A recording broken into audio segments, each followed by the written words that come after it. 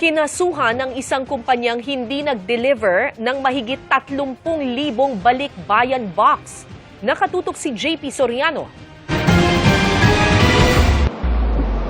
36,000 balikbayan box ang natenggalang at hindi na i-deliver ng iisang kumpanya, ang Makati Express Cargo Incorporated. Sa kumpanyang yan ang halos 80% ng mga container van na inabandona ng ilang consolidators at deconsolidators company. Kaya kanina, kinasuhan ng Bureau of Customs ang kumpanya ng paglabag sa Customs Modernization and Tariff Act.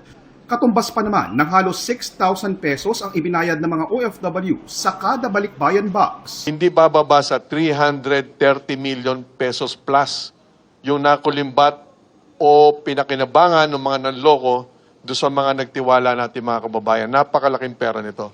At therefore, napakalaking krimen. Hindi pa kasama rito ang mismong halaga ng laman ng mga kahon at dugot pawis na sa likod ng unti-unting pagpuno sa mga ito.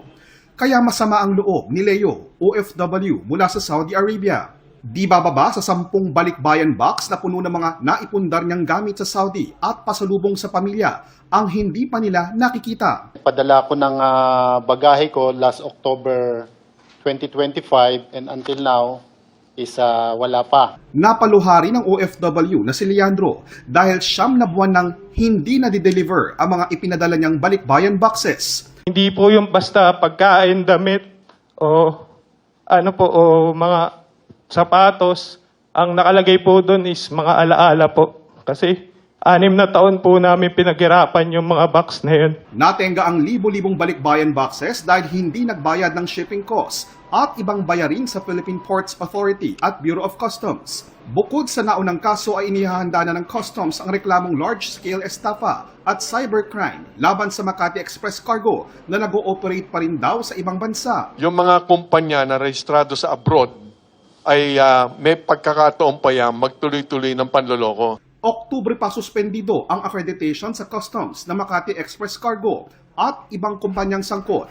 Wala pa ring tugon ang Makati Express Cargo sa aming mga email at tawag. Sa susunod na buwan, may 11 kumpanya pa raw ang inaasahang sasampahan din ng reklamo ng Bureau of Customs matapos mag-abandona at bigong ma-deliver ang mga balikbayan boxes mula sa mga OFWs dito sa Pilipinas.